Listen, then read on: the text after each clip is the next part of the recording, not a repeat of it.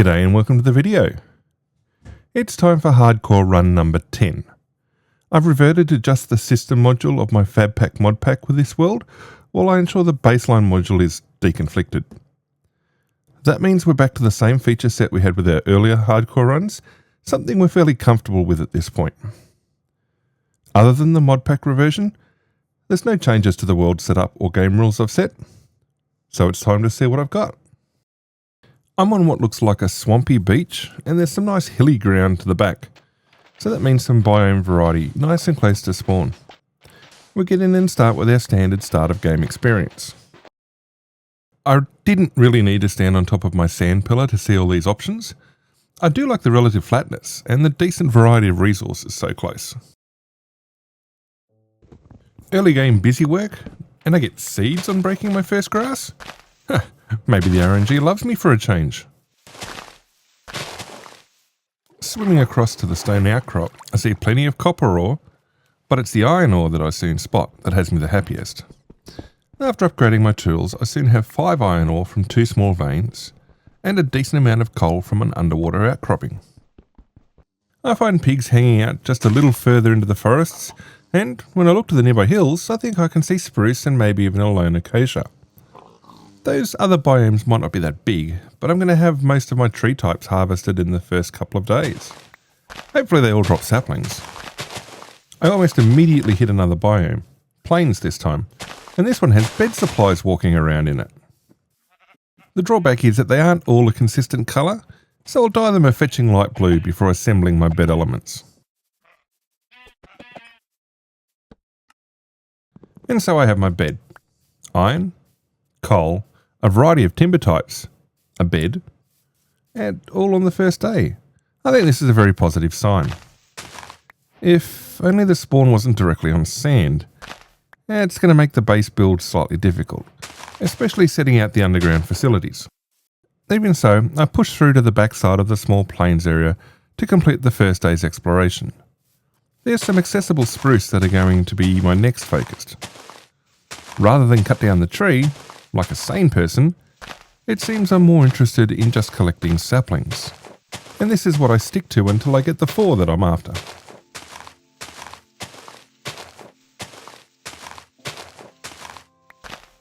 Sapling safely in hand, I ignore the decent coal reserves just sitting there and begin making my way back to spawn. Before I get there, I check out a small savanna biome that I'd seen hints of. Much the same as I did with the spruce, I collect acacia saplings and move on. Judging by the sun, it's mid-afternoon of day 2 by the time I return to spawn. With everything I've gathered, it's time to work on the base. And so, having carved down to sea level, I start putting in the first of the flooring. As it's a hardcore world, the base design is the hall and tower layout. The tower floor goes in first, since I try to ensure that will always contain the spawn point. With such large supplies of birch so close to spawn, I'm able to immediately put in the ground floor, first basement level, and first floor of the tower. With stone in short supply for now, I focused on levelling the terrain and establishing a dirt grass level, which is going to be the external ground level. But given that I only used cobble walls in my first basement level and storage level under the hall, that ground level is actually going to be my farm level. That means the floor above me is actually ground level and I'm standing on the farm storage basement level. That's going to be a lot of work to terraform. Since every other level has shifted up 1, this must mean that what I thought was the basement is actually my mine entrance level. Time to carve it out. I hit my first stone under the base and it's diorite. That's going to be handy for building the hall. While I also need lots of dirt, it's stone I need to at least secure my working space. So I begin the first mine tunnel and am soon gathering lots of cobble and diorite. Before long I have my walled basement mostly secure, so I move most of my stuff inside and bring the bed up to the future ground floor for the base. Back to work extending the mine access tunnel, and I hit a flooded cave system. Fortunately it doesn't seem too large and I should be able to cross it relatively easily and continue extending the mine access. A few precious dirt blocks later and I've managed to bridge across the flooded cave and the digging carries on. I take a break from mining and base construction to go exploring again. This time I'm going coastal. One of the first things I find on the exploration is a pumpkin island, which adds nicely to my current food supplies. Other than stopping for the coal that I'd seen previously, there's not much I find in this trip. I safely return to base and carry on with the build out. Building gets me to the point the ground floor for the hall is complete, and the storage chamber is carved out, but not fully dressed. While installing the walls of the hall, I'm visited by a pillager. Just the one. Since the build is mostly secure at the actual ground level, he's not an immediate threat. A threat is still a threat, however, so I still need to take care of things. And that's my first hostile for this world. The next day I've got something of a pleasant surprise.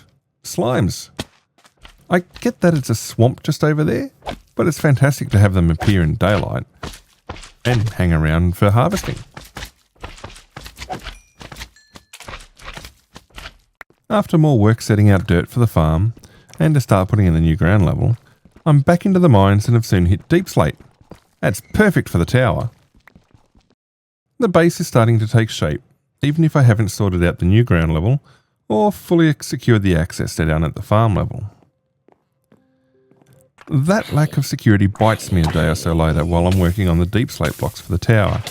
A fiery zombie reminds me I need to have a door or a gate in place. It's also past time I have my farms in place, so in goes the first paddock, completely open to the skies. I'm splitting my time between expanding the farm and the mine access tunnel, and I get a very nice surprise while digging. No iron tools meant I'll have to leave them for now, but it is a very good sign. Not far beyond the diamonds, the tunnel punches through into a void. It doesn't look very big, but it has hints of being a mineshaft. It is a mineshaft. I cautiously check it out and find that where it opens into a cave, there's even more diamonds. And there's a geode brushing the edge of the tunnel, which I think it's the first one I've encountered. And there's a decent supply of iron ore. I'm not sure at this point if it's a large vein running through tuff, just the ores that I can see. Further exploration gets me name tags, diamonds, and a range of treasure, but it's running into some of the inhabitants that makes me reconsider being here. It would be smart to have some sort of protection before taking on the creepers and skeletons that I've already seen. Instead of working on that concept, I spend my time adding to the base structure and tidying up the farm. I do have a shield, but it was safely in my inventory the whole time. I end up returning to the mineshaft and start gathering the iron ore that I'd spotted previously. A zombie objects to my presence, but I soon get most of the ore out of what turns out to be a vein. Retreating slightly, I block off the tunnel in this direction and start establishing a small forward base to work from while clearing the rest of the mineshaft. I've soon got a section of tunnel cleanly blocked off and have smelted enough iron to give myself an iron chest plate. About time too. An iron pick means that I've got the opportunity to pick up this diamond on the way back to the surface. Back in the mineshaft again, I upgrade my forward base with doors into the caverns and other mineshaft spaces. Moving further into the attached cave system, just down from where I found the extra diamonds, I find a lava lake that's now mostly obsidian. That's going to be useful for portal engineering, and now that I have my diamonds, it's something I can work on straight away. 20 obsidian richer, and the forward base more secure, I return to the mine access tunnel and keep extending it, looking for where bedrock is so I can start putting in my branching tunnels. It doesn't take long before I've pushed into presumably a lower level of the same mineshaft. Pressing on, it isn't much longer before I hit bedrock, which means that the access tunnel is complete and I can start working on my branching levels. After more busy work extending the base and more poking around down in the mineshaft, I come back to the surface and meet some hostiles up here. For a change.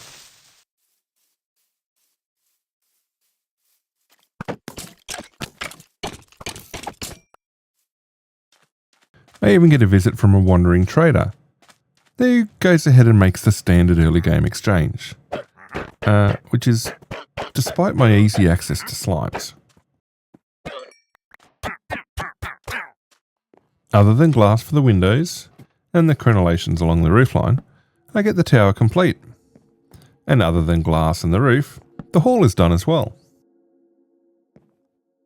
I've also finally learned my lesson and installed some security for the farm level tower exit.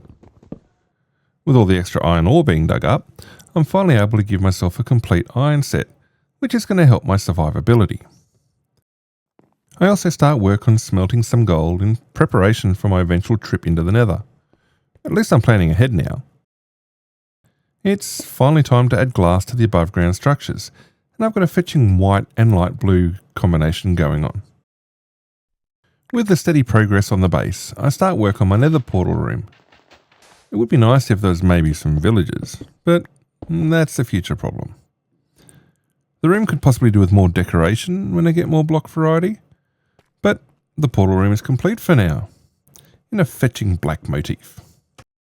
Vines and glowberries help give a more ominous character. And yeah, I think it's looking pretty good at this stage. I haven't taken the chance to step back and look at the overall progress on the base. Oh, it looks okay for now. I really do need to get that farm covered and walled in though. There are a range of hostile mobs in the big cave next to the mineshaft I had to take care of, but it's mobs trapped above the portal room that come as a surprise. I mean, this would normally be solid dirt or stone, but for now it's open enough to allow hostiles to spawn in. It's an unexpected benefit really. I've got my gear ready, so it's time to head for the Nether and see what's there. The portal lights, and looks pretty, and it's time to step through. And it looks like I've arrived into a basalt delta, rolling into a soul sand valley underneath a netherrack overhang. This could be very interesting. The cobble box is soon in place to keep the nether side of the portal safe, and then it's going to be time to explore. I'm no more than a couple of blocks outside the cobble box when I see a very irregular shaped object that could be very interesting. And it gets more interesting the longer I look at it. Rather than bridge straight out to it, I start digging a staircase down as far as I can before starting the bridge.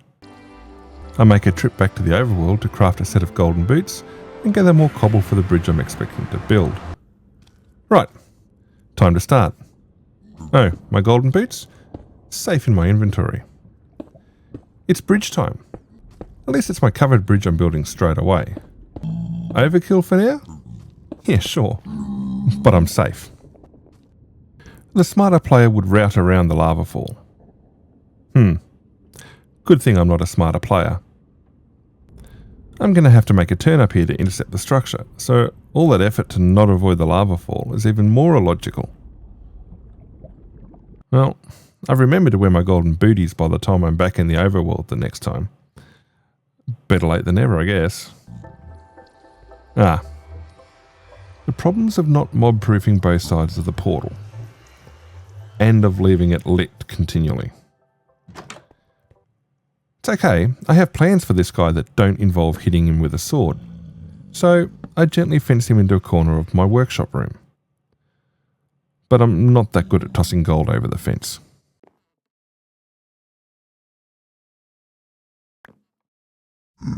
Now come on now, there's no need for that sort of attitude. One of the reasons I build covered bridges like this in the Nether, especially to locations I'm going to be spending a lot of time in, is protection. Gives me a spot to hide out of line of sight, while also revealing sniping opportunities. Back in the overworld and I'm doing busy work around the base only to find that, well, my friend has disappeared. Pretty sure he didn't escape. Oh well, we'll clear up his old home since he won't be needing it anymore. And I end up with a different type of visitor. One who has something that I'd really like. A couple of swings later and look, he's dropped something nice. I'll clean up and get back to work. Back in the Nether, the bridge is almost to the fortress, but I decide to head back topside and take up map making for a bit. Such a pretty and bland looking area. I really was unlucky in spawning on the one patch of sand in the area. At least I'm making something of it now. Scaled out, and I don't think I've explored in those directions yet. I definitely went the other way when doing early exploration. Aside from the video capture suddenly oversaturating everything, exploring to fill in the map leads to lots of really cool terrain. The oversaturation does make for a very spectacular evening though.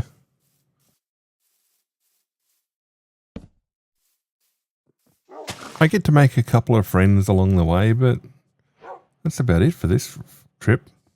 Oh, there was another ruined portal, but really, that was it. I judge that I've had enough fun at about the 50% map coverage level and head back to base for more work. Back in the Nether, I'm above the fortress, so carefully build a sand staircase down and break through to the interior. Almost straight away I have a couple of chests in a fairly clear area I can set up a small base to work from and be relatively safe from mobs. There wasn't much treasure in the chests, a couple of diamonds and not much else. Back topside I gather more resources and hang out with my pups for a bit. With all those extra resources I finished the covered bridge down to the fortress, including a very ugly covered staircase to the interior. I'm at the point where I can start securing the inside of the fortress and look for a blaze spawner. I mean, it's not a blaze spawner, but we're finding other mobs to take care of.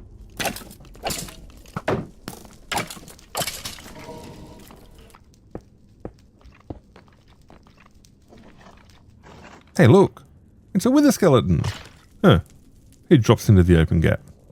Yeah, no drops, but then again, no need to fight him. More torches out, but light can bring nasty surprises. Like the fact this corridor is already occupied. Very occupied. Right, let's get out of here and block it off for now before anyone follows us. I didn't see that sword before I checked my inventory, and now I get to see lots more than I want to see. And now I'm done. Killed by a wither skeleton is a first for this series. I really can't complain too much. I was facing it head on and had been poking around in its fortress corridor. What else should I have expected? Well, according to our rules, that's it for this world. The next one is a hard survival world. We'll see you then.